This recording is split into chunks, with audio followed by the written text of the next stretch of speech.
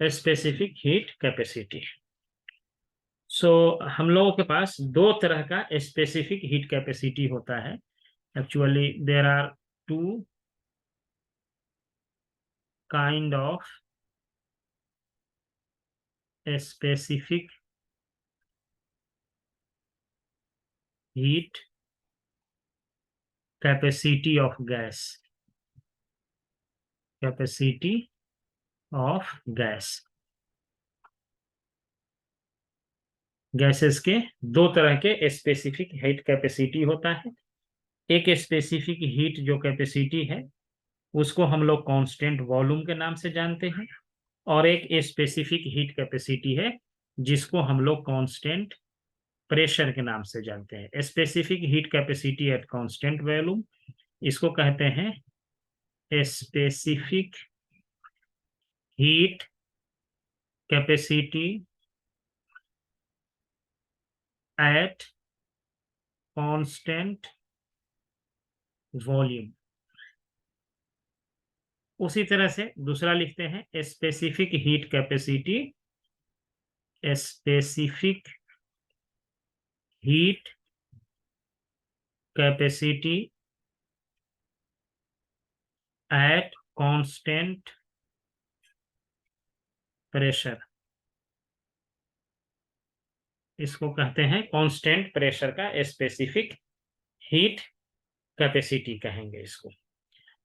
तो सबसे पहले हम इसको डिफाइन कर लेते हैं कि what is meaning of specific heat. So specific heat का पहले भी हम डेफिनेशन पढ़े थे, और यहां भी एक बार डेफिनेशन को रिकॉल कर लेते हैं। So specific heat capacity, specific heat capacity, इसको एस से लिखते हैं, जनरलाइज डेफिनेशन, यानी specific heat capacity of a substance, of a substance is defined as, is defined as the heat supplied, the heat supplied, the heat supplied per unit mass of the substance, per unit mass of the substance,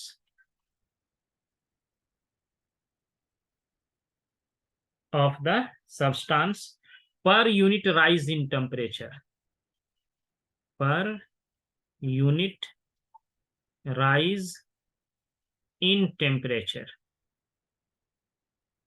यानी कि आप कितना heat देंगे उसके देने से एक unit mass पे, ये क्यू हमने मान लिया हीट दिया एम मास के लिए, तो एक मास के लिए कितना हीट होगा, क्यू बाई एम हो जाएगा। एम मास पे किसी सब्सटेंस के एम मास को हमने क्यू हीट दिया, तो एक मास को कितना देंगे, Q by M.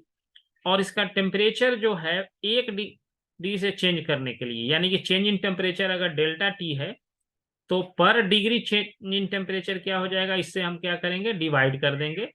And this is called a specific heat capacity of a substance. ये हमारा जनरलाइज रिलेशन है। सो ये जो रिलेशन है, this relation, this may be applied for solid, liquid और गैस। ये है अप्लाइड, ये जनरल डिफिनेशन है, अप्लाइड फॉर सॉलिड, लिक्विड और गैस। आप किसी में भी इसको यूज कर सकते हैं। This relation could be utilized for substance like solid, liquid और गैस। ये किसी के केस में हम इसको यूज कर सकते हैं, यानी सॉलिड हो, लिक्विड हो या गैस हो, तीनों के केस में हम इसको यूज कर सकते हैं। तो ये हमारा रिलेशन है, ये हमारा डेफिनेशन है स्पेसिफिक हीट कैपेसिटी का। Specific heat capacity is defined like this. अब आगे देखिए, अब हम लोगों ने एक लॉ और पढ़ा था कि जब आपका किसी भी फर्स्ट लॉ ऑफ थर्मोडाइनमिक्स यहाँ था, मान लीजिए कि इधर आपका प्रेशर हो है और इधर वॉल्यूम है, और कोई ऑब्जेक्ट जो है ये मान लिया इस तरह से जाता है, पाथ है, और ऐसे फिर ये जो है ये मान लिया ए है, ये बी है, ये सी है और एक डी है। ये मान लिया ए सी बी गया और बी डी सी, फिर बी डी ए वापस आ गया, ऐसे गया और फिर वापस यहाँ पे पहुंचा एंड यहाँ से रिटर्न बैक हो गया। तो इसका जो इनिशियल पॉइंट है और फाइनल पॉइंट है वो दोनों क्या है, सेम है। तो जब ऐसा रहेगा तो इसका चेंज इन इंटरनल एनर्जी क्या हो जाता है, जीरो हो जाता है, अगर ऐसा कंडीशन है। ये हम डिस्कस कर चुके हैं ऑलरेडी। तो फर्स्ट लॉ ऑफ थर्मोडाइनमिक्स से हमने ये देखा था कि जो हीट आप देते हैं, डेल्टा क्यू हीट गिवन, वो क्या होगा, इंटरनल एनर्जी चेंज करेगा प्लस वर्क डन करेगा जो हम हीट एनर्जी देते हैं। This is called first law. इसका बहुत यूज है, first law of thermodynamics.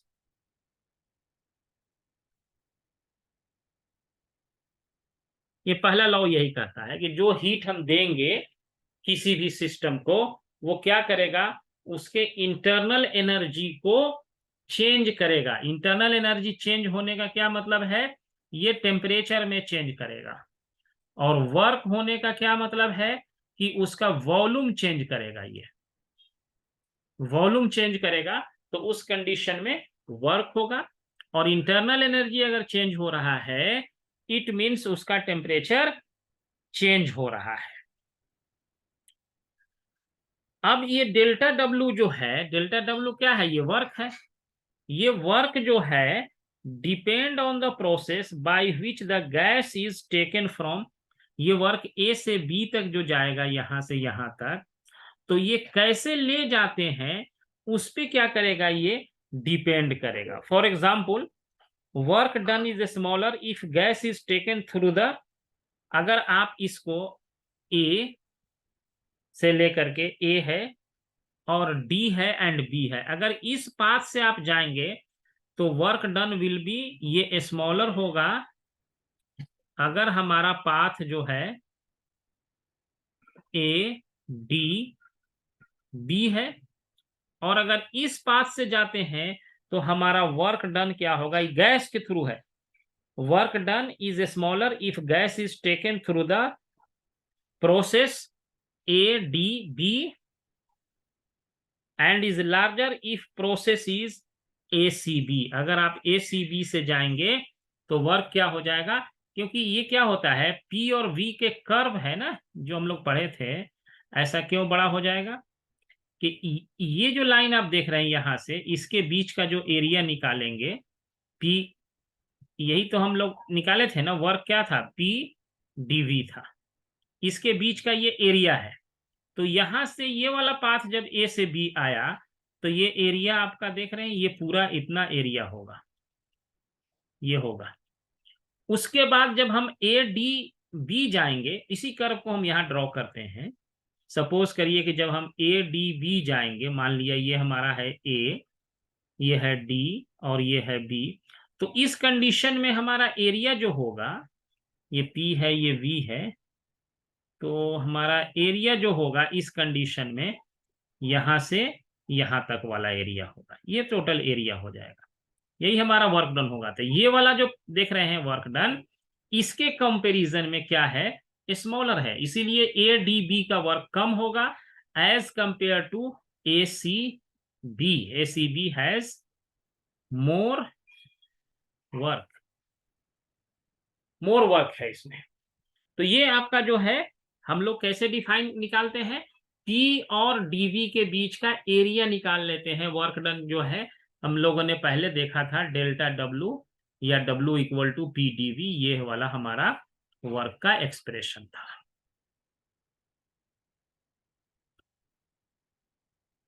Next देखिए, अब अगर ऐसा हो जाए, सपोज करिए in both this process the change in temperature delta T is same. इस दोनों प्रोसेस में ये जो हमारा जो कर्व है, ऐसा जो हमने लिया है, ये जो है एक कर्व ये है, एक कर्व ये है, यहाँ ए है, ये मैंने लिया है डी, ये लिया है बी, और ये लिया है सी। अब मान लीजिए अगर इस दोनों प्रोसेस में, in both the processes, the change in temperature delta T is same. ये आपका प्रेशर है, ये आपका क्या है, वॉल्यूम है। अब ये रिलेशन देखिए, PV equal to N R T जानते हैं ये आप इसको। तो इस दोनों ये चेंज इन टेम्परेचर, अगर हम यहां से टेम्परेचर है, ये प्रेशर है, ये वॉल्यूम है, वर्क डन जो लिखे हैं वो क्या लिखे हैं, पी डॉट डीवी है, चेंज इन वॉल्यूम है ये, और ये पी क्या है, प्रेशर है। इसका हमने रिलेशन आइसोथर्मल के लिए भी लिया था। आइसोथर्मल के प्रोसेस के लिए जब हम निकाले थे कि ये मान लिए थे कि जब ये टेम्परेचर हमारा कांस्टेंट है, इफ टेम्परेचर इज कांस्टेंट, तो आइसोथर्मल के प्रोसेस के लिए क्या किए थे कि इसको हम इस साइड भेज दिए थे प्रेशर के, यहां से। तो यहां से हमारा प्रेशर क्या हो गया, N R T divided by V हो गया, ये वी चला गया नीचे, और यही वाला पी का वैल्यू यहां पुट कर दिए थे। Then we have solve the value N R T divided multiplied D V by V, and volume is changing V1 to V2 हो गया। अब इसको निकाले थे इंटीग्रेट करके, तो ये आया था N R T L N V2 by V1 आया था। ये हमने आइसोथर्मल के लिए वर्क डन का एक्सप्रेशन ऑलरेडी निकाला हुआ था। अब यहां बात ये कह रहा है कि in the both the process A C B and A D B, हमारा जो टेम्परेचर है, change in temperature delta T is same. यहां से यहां तक जाने में या यहां से यहां तक जाने में सेम है, so that heat delta q given to raise the temperature of a gas by delta k depend on the process involve. यानी आप जो यहां से यहां जब जाएंगे तो प्रोसेस जो यहां क्या प्रोसेस देख रहे हैं, प्रेशर और वॉल्यूम दोनों चेंज हो रहा है। नीचे वाले कर्व के लिए भी क्या हो रहा है, प्रेशर एंड वॉल्यूम दोनों चेंज हो रहा है। लेकिन कहा क्या जा रहा है कि यहां से यहां तक चेंज इन टेम्परेचर इस पाथ के लिए और इस पाथ के लिए अगर सेम है, तो इसका चेंज इन इंटरनल एनर्जी भी सेम होगा। A specific heat capacity also depend on the process। Specific heat capacity जिसको हम S कहते हैं, ये डिपेंड करता है, ऑल्सो डिपेंड्स ऑन प्रोसेस। यानी किस प्रोसेस को आप फॉलो किए हैं, ए सी बी से गए हैं या ए डी बी को गए हैं। तो अब इसको स्पेसिफिक तौर पे इसको डिफाइन करेंगे। The meaning is that a specific heat at constant volume SV, which will be equal to delta Q divided by M into delta T, यहां क्या करेंगे, कांस्टेंट वॉल्यूम कर देंगे। यानी हम वॉल्यूम चेंज नहीं कर रहे हैं। इसका क्या मतलब है कि ये अगर एक कंटेनर है हमारा, इसमें कोई गैस है, तो ऊपर से क्या किए हैं, इसको हम ऐसा करे हैं कि यहां से पिस्टन को, जो पिस्टन है इसको हम किसी फोर्स से क्या कर दिए, ऊपर से लगा के इसको रोके हुए हैं, और नीचे से इसको हीट दे रहे हैं डेल्टा क्यू। वॉल्यूम को कांस्टेंट कर दिए और इसको हीट देते जा रहे हैं, तो क्या होगा, इसका चेंज इन टेम्परेचर होगा। वर्क तो हो नहीं रहा है। अगर वर्क होता तो इसका हीट का टेम्परेचर, इसका चेंज इन टेम्परेचर जो है वो नहीं होता। ये गैस क्या करता कि ये अपना गैस वर्क करके ये ऊपर चला जाता, वर्क होता। लेकिन वर्क नहीं हो रहा है, वॉल्यूम को क्या कर दिए हैं हम, कांस्टेंट कर दिए हैं, वर्क हो ही नहीं रहा है, तो ये टेम्परेचर क्या होगा, इंक्रीज करेगा। तो फर्स्ट लॉ ऑफ थर्मोडाइनमिक्स से हम जानते हैं delta Q equal to delta U plus delta W. तो जब हम वॉल्यूम को कांस्टेंट कर देंगे तो ये वर्क डन क्या हो जाएगा, जीरो हो जाएगा।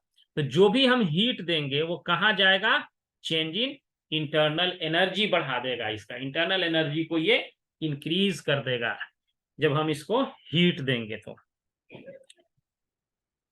मास सेम है ना, और हीट हमने डेल्टा क्यू दिया है। अब इसको हम लोग क्या कहते हैं, अब अगर मान लीजिए कि हम क्या करें कि इसका प्रेशर को, दूसरा कंडीशन है कि ले सकते हैं जब हम इसके प्रेशर को कांस्टेंट कर दें। Next condition is pressure is constant. ये भी हमने वॉल्यूम कांस्टेंट किया था। नेक्स्ट कंडीशन इज, डेफिनेशन वही है, डेफिनेशन यही रहेगा, एस पी ये है हमारा delta Q divided by M into delta T, कब, एट कांस्टेंट प्रेशर। प्रेशर को हमने कांस्टेंट कर दिया, यानी प्रेशर हम चेंज नहीं कर रहे हैं।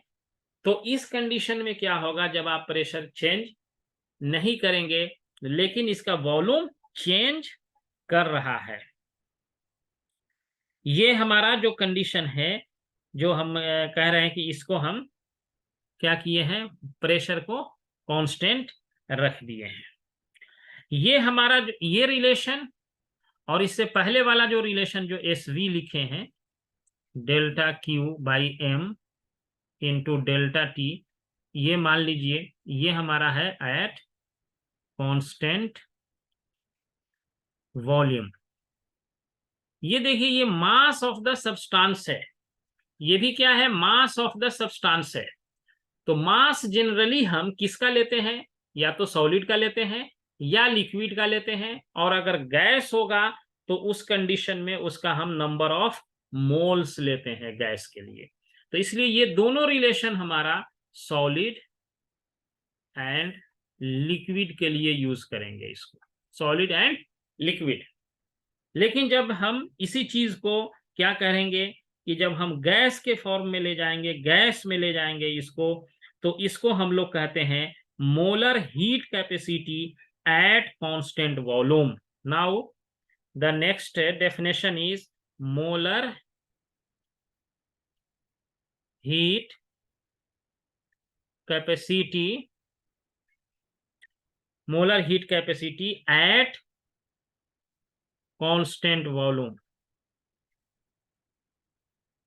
इसको जो है सी से लिखते हैं, c v delta Q divided by N into delta t at constant volume. Constant volume पे ये बात हो रही है। मोलर हीट कैपेसिटी का मतलब है कि आप, डेफिनेशन वही है कि आपने हीट दिया डेल्टा क्यू, और एक mole N, here N is the number of moles, here N equal to number of moles. क्या मतलब हुआ कि एक मोल के टेम्परेचर को 1 डिग्री से इंक्रीज करने के लिए जितना हीट देना पड़ेगा एट कांस्टेंट वॉल्यूम, उसी को क्या कहते हैं, specific heat capacity at constant volume कहते हैं, molar heat capacity. Molar heat capacity का मतलब हुआ the amount of heat needed to raise the temperature by 1 degree Celsius for 1 mole of the gas. इसको हम लोग कहते हैं सीवी कहते हैं।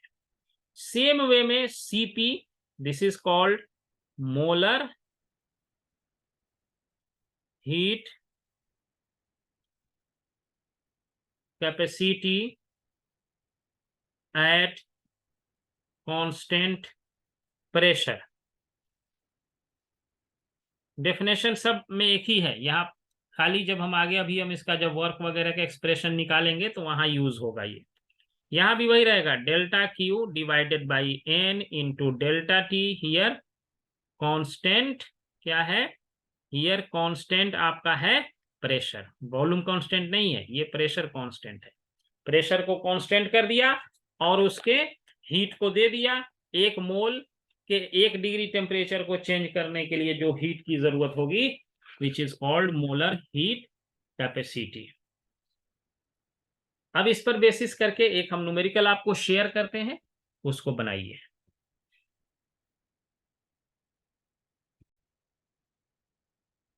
इसको आपने यही किया होगा, सबसे पहला काम क्या किया है, नंबर ऑफ मोल्स निकालनी है, n equal to number of moles. ये तो केमिस्ट्री का है। नंबर ऑफ मोल्स निकालने का क्या है, weight in gram divided by molecular mass इसका, ऑक्सीजन का। तो वेट इन ग्राम हो गया 0.32 और ऑक्सीजन O2 32। 32 है ना। तो इसको आप लिख देंगे 1/100 हो गया, है ना। तो जी। 1/100 ये हो गया आपको, या इसको ऐसे भी कह दिए होंगे 0.01 जो है ये आपको मोल हो गया, नंबर ऑफ मोल्स। इतना मोल्स आपको निकल गया, है ना। फिर क्या किए होंगे, फिर उसके ठीक बाद है। आप है ये CV जो लिखे हैं, delta Q divided by N into delta T, यही कर देना है। तो इसने आपने कर दिया है ऑलरेडी इतना।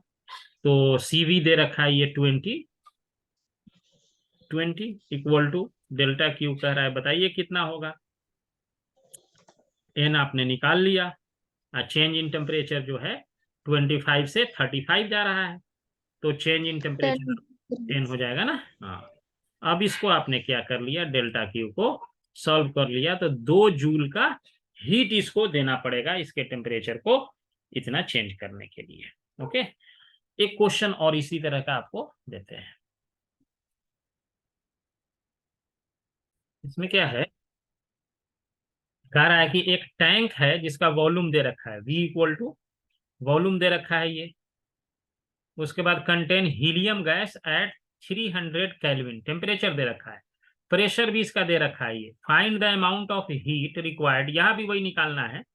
यानी कि क्या करना है आपको, molar heat capacity constant volume दे रखा है CV equal to Q by N into delta T, यही दे रखा है। यही इसमें से ये वाला डेल्टा Q निकालना है, ये CV दे रखा है, N नहीं पता है। डेल्टा T जो है ये आपको जब 400 केल्विन हुआ, यानी कि 100 डिग्री का टेम्परेचर को चेंज किया गया है, तो N जो है PV इक्वल टू NRT, इससे निकल जाएगा। इसमें दे रखा है PV इक्वल टू NRT। तो यहां से आप क्या करेंगे कि आपको प्रेशर दे रखा है, वॉल्यूम दे रखा है, R का वैल्यू पता है, T R कितना होता है याद है, 8.31 होता है। इस R का वैल्यू 8.3 होता है। तो N equal to PV divided by R into T। P is given as 1 into 10⁵। Volume आपको दे रखा है कितना, 0.2 मीटर क्यूब, देखिए ये दे रखा है volume, into 0.2 divided by R का वैल्यू होता है 8.31 इंटू टेम्परेचर जो है, इस समय इसका टेम्परेचर कितना है, 300 केल्विन है, क्योंकि नंबर ऑफ मोल्स उतना ही रहेगा। टेम्परेचर हम बढ़ाएंगे तो ऐसा नहीं है कि इसका मोल्स जो है चेंज हो जाएगा, जैसे मास जो है चेंज नहीं होता है ना। तो इसको जब आप सॉल्व करेंगे तो ये आ रहा है 8 के आसपास आएगा, 8 मोल इससे निकल के आ रहा है। और जब 8 मोल ये आ गया, अब उसके बाद क्या करेंगे, ये वाला आप डाल दीजिए। CV आपको दे रखा है 3 और ये डेल्टा Q निकालना है, ये हो गया 8 इंटू चेंज इन टेम्परेचर 100 है ये। तो इसको जो है ये इसको सॉल्व कर लेंगे तो ये आपको आ जाएगा 2400। डेल्टा Q जो है 2400 कैलोरी आ जाएगा। ये कैलोरी में दे रखा है ना, तो 2400 कैलोरी आ जाएगा। ये यही इसका आंसर, इतना हीट देंगे तो इसका टेम्परेचर 3 डिग्री से 400 केल्विन तक चला जाएगा।